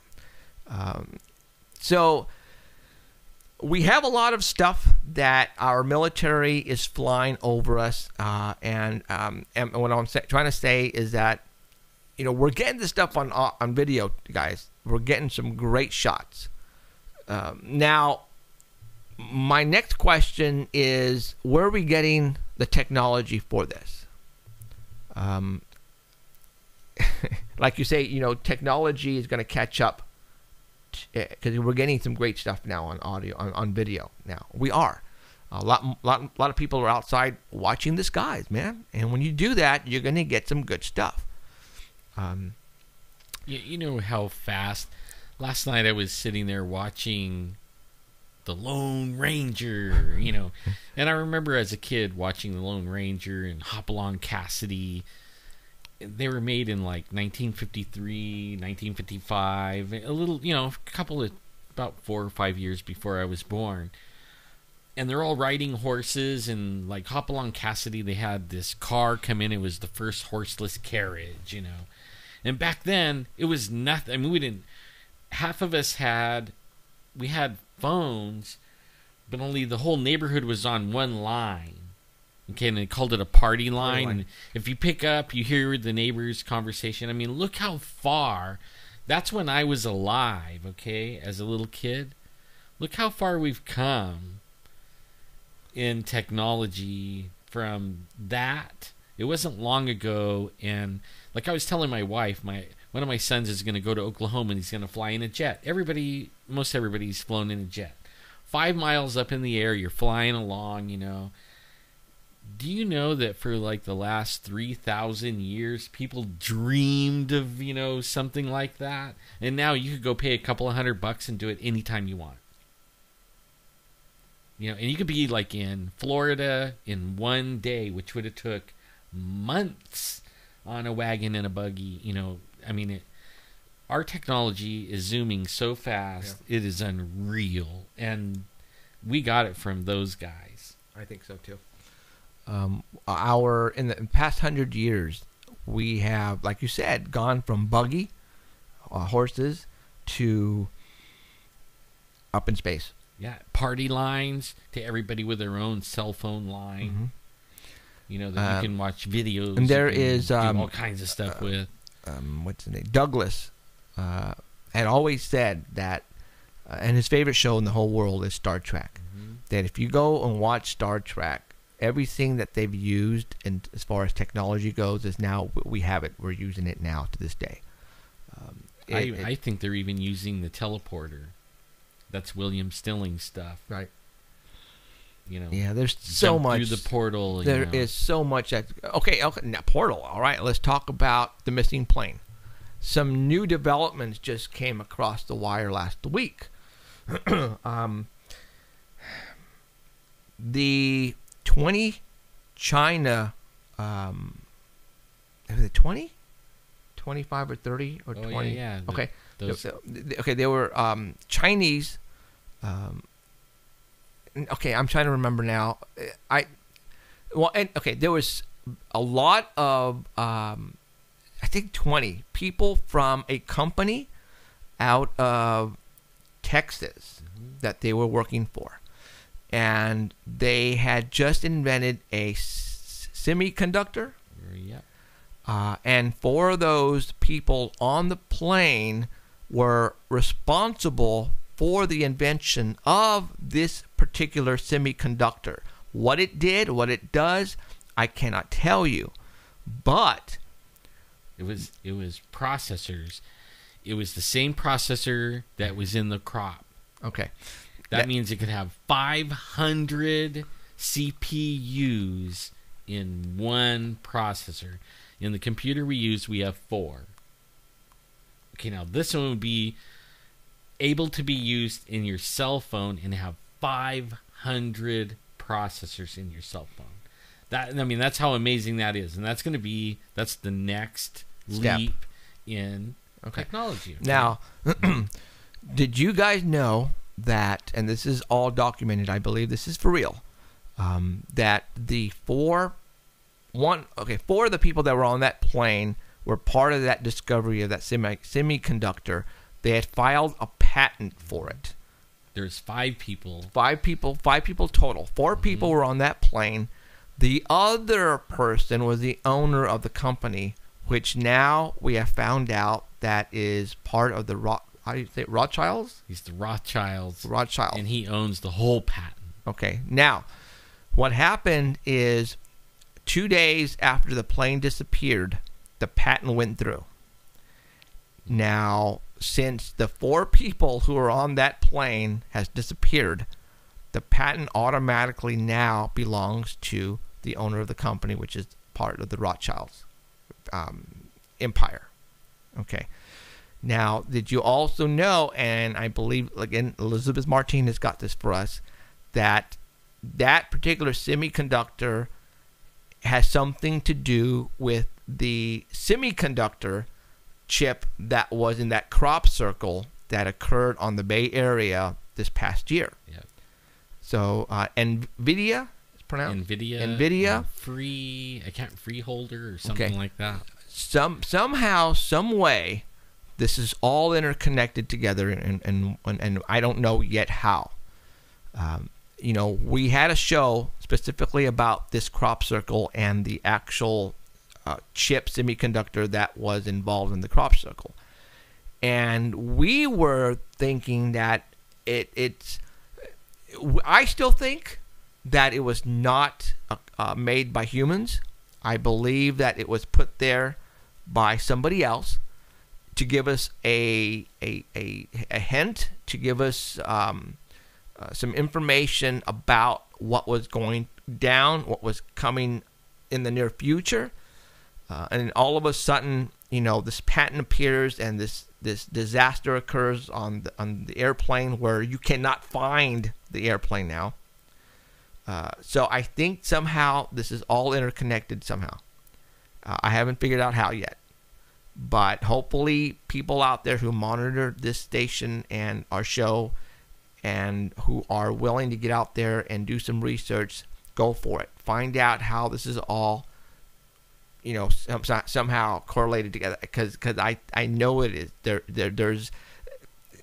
I think there is technology in this particular semiconductor that is going to change the face of the world, and I don't know how. And I do. It's 500 processors. Okay, well, like your cell phone, the most that your cell phone is a dual core processor. Okay. And now you'll be able to have 500. All right. Well, okay. Processors. Well, let's talk about that because I'm not a technology person. All right, I'm not. I'm into electronics, but when it comes to computers and stuff like that, processors, I can't build a computer like you can and you can work on them. I can't. 500 processors. So we're talking fast, for one thing. Okay, we're talking extremely fast. Now let's continue on. Okay, what can 500 processors do? Not sure it's fast, but what else are we talking? Like video graphics. They back in NVIDIA, one of the people that's involved in this thing, they put processors on their graphics card. Okay, so now they can make HD, 3D, and it used to be that your graphics card would use your processor on your motherboard, and you would just plug your graphics card in. Well, now all graphics cards have their own processors on it and memory. So like the one we're running right there, that one right there has this huge processor, and I think it's like 4 gigabytes of RAM memory on the actual video card with a processor like the brain of the computer with a quad core. So it has 4 little processors, and that is a big deal like 6 years ago. Okay. And up until like 2 years, or up until they brought that crop circle, you could get one with 8 cores, right? AMD came out with a 6-core and an 8-core, and they're like ungodly amount of money. And then they have a quad core that Intel uses. It's called an i7 processor, and that one can ramp up. Okay, like it'll run at a certain speed, and then whenever you add more processes or things that you want to do, it'll actually increase its speed and ramp up, so that it can do that job faster. And then so it doesn't overheat when it's done with the job, it slows back down and it doesn't heat. Now think of a processor that is small enough to go in a cell phone. It's that little, like real little. And you can have 500 of those little brains in it. And with the capability of ramping up and down. You know, and what the real thing is, like, if it only needs 10 of them, it'll use 10. If it needs 50 of them, it'll use 50. If it needs 500 of them all at one time, it'll do it, but it'll do it so fast, it'll be like, wham, you know what I mean? I mean, like, So it's going to be, I almost can't even imagine. So it's the power that's going to have is unlimited. I mean, they're going to have, compared to what we have. So Can you imagine, like, not just using it in cell phones, but in drones and smart weapons? Does anybody, you know, I mean, this is serious stuff. You know what we're talking about here is the film Terminator 2: Rise of the Machines. There you go. It could be that. Okay. You remember when they found the chip? Basically, it was part of Arnold's, arm, and they found the processors, and they were able to use those processors and go where no one has ever gone before. And then with all those processors is how the machines pretty much turned against the human race. Like iRobot. Okay. Have you seen that one where the one robot was like a human? Will Smith, right? Yeah. Yeah. Oh, man. Okay, so these processors, the semiconductor, it's more likely going to be used in robotics, I'm thinking. And so that's where we're going. Now, the question is, where are they going? How are they getting this stuff? The crop circle, I think, was a warning and telling us, trying to give us hints on what was coming out. And sure enough, look, guys, I'm not making this stuff up. Yeah. It's real. It's real. All right. And the Rothschilds is like the top of the Illuminati list. Yes. So do you think they would want control of that? So and get everybody out of the way and be the only ones controlling that? You bet. And guess what happened? They succeeded with eliminating the partners in the patent in that particular semiconductor. They are gone. Will we ever find that plane right now? No, I don't think so. My theory is that we're going to find bits and pieces of it, but it's going to be put there by the higher ups. And what was that? So I have no idea. Okay, that was weird. So anyways, it was our processor. We are in the near future, guys. I mean, we are going to be alive. For those people who I don't know if this is a good thing or a bad thing, but our lives are going to change in the next 5 years dramatically. Mm-hmm. I don't know how, but I guarantee you in the next 5 years, our lives are going to change in ways that you've probably seen in movies and said there's no way that can happen. Well, it's going to happen. I always wonder, like, even think back right now, like 6 years ago or 7 or 8 years ago. Mm-hmm. Think about it.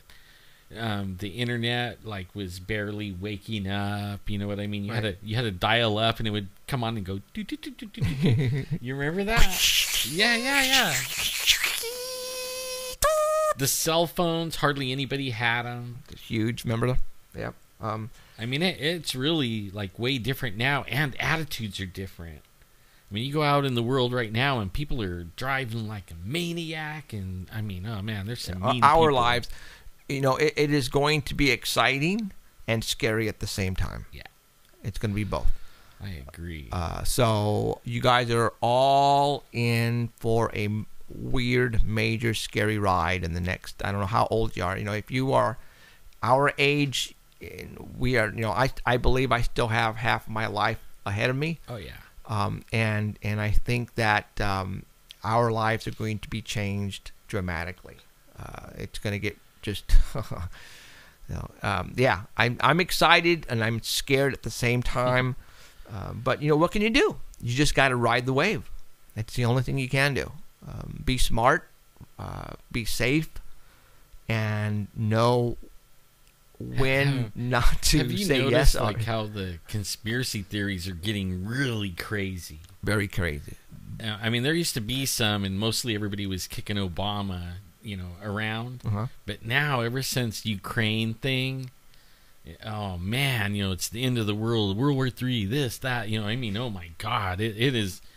Sometimes I got to be deleting that stuff off my timeline because of how much stuff, comes through that it's really garbage, really. Right.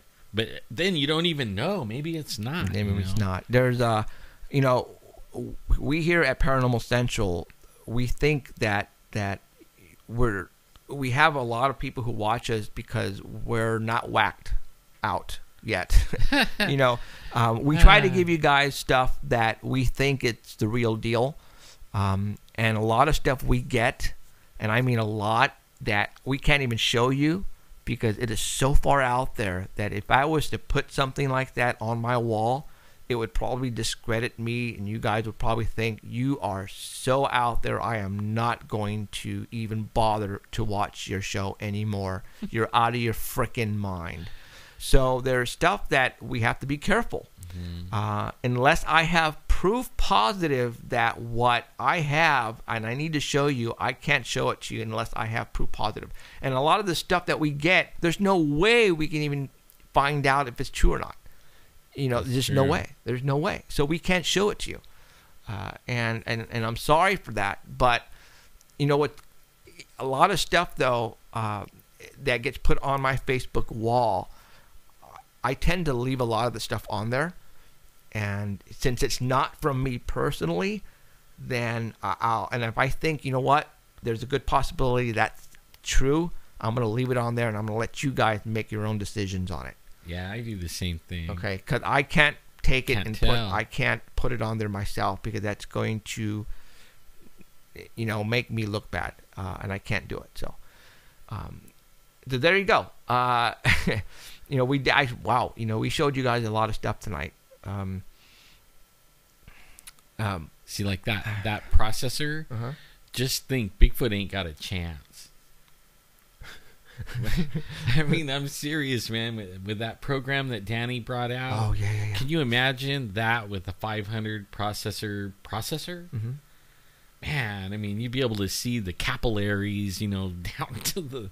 It's going to be ridiculous. I mean, the cameras are going to be really little, but only taking like huge video. I mean, it's endless of what that could be like. Wow. And your job might even get like easier, even. Yeah. True. You know what? If you have one, it might even take you out. Like, you guys know the show Contact, obviously with Jodie Foster. What that processor reminds me of, when Jodie is about to get placed in that. What the heck? I put King Thor's video on your page. Okay. Danny Valderrama went and found King Thor's, that video that I took the snapshot from of the white craft. Well, he just put the video on my Facebook wall, so you guys can go and watch it after the show, which is in a couple minutes. So go to Jeffrey Gonzalez, Sanger Paranormal Society. The video is on there. You can go and watch what Robert Thorson videotaped over Fresno for about 6 hours. It was up in the sky. It was up that long, guys, in one spot. All right? And it was tumbling in one spot, doing this, rotating like this. Okay? A lot of people that day saw it. A lot of people. And a lot of the stuff that we put up, we leave it public. That way, if you're not a friend, you can still go and look at some stuff, and then you might want to be a friend. Right. Because there's more stuff that's not public. Well, on my wall, you don't have to be a friend to go look at my wall. It's open to everybody. Because I just Same here. I'm not in if I'm Unless here. It's my family stuff. I'm here to let you guys see everything. All right, because the media is not going to show you this stuff, not even close. And a lot of the other shows don't do what we do. So there you go. We gave you a lot of stuff tonight to think about. Are we smoking the crack over here? No. Alan, maybe. Emerald for sure. No. Just kidding. You've been quiet over there. So? You're not paying me enough to talk. There you go. I'll pay you double to start talking. How's that? Zero. Double of nothing, double of zero. So, All right. Well, we got like 4 minutes to go. Emerald's going to give me the countdown here pretty soon. So, She busts out her whiteboard. Yeah, pretty much cusses out and show us. So, yeah. So let's talk about what we have in store. That we got the video. We have a video was given to us, a very rough cut of one of the episodes that we shot on March the 9th. It happens to be the video with James Fox. And it was, again, it was just spliced together really quick. Blew us away. We are so blown away right now. I don't know what I don't know. So we are blown away. This video or these 3 episodes are going to take us to the next level. No doubt about it. All right, you guys, I'm telling you that right now. I was shocked. It is something that I would have never thought that we could pull off on the minimal budget that we had. We pulled it off, and we blew a lot of people away, and it shows it on video. I mean, it does, guys. Look out, Jimmy Fallon and all you guys. Jimmy Kimmel, David Letterman, you guys, we are going to be so kicking your ass. It's not even funny. I guarantee it. I know we'll be talking about better stuff. We have many plans. We have bigger plans. It's, okay. So there you go. You guys. Can you imagine talking about this kind of stuff and then interviewing people that the people that took the video. Oh my gosh. So we're there. Give us another week and we'll be in meetings in Hollywood. I guarantee it. So, all right. Music. Okay, guys, that's it. I appreciate you guys showing up. Thank you very much. We'll be here next Sunday, same time. All right, you guys? Keep your eyes to the skies. And remember, if you see anything crazy, please give me a call. Really appreciate it, all right? Peace out. Thank you, guys. Thank you, Alan and Emerald. Say goodnight, Emerald. Bye. You have been listening to Paranormal Central with Jeffrey Gonzalez and Alan Thomas, broadcasting worldwide at paranormalcentral.net and on artbell.com. Stay tuned for next time. Remember to keep your eyes to the skies. And we hope you witness something you cannot explain.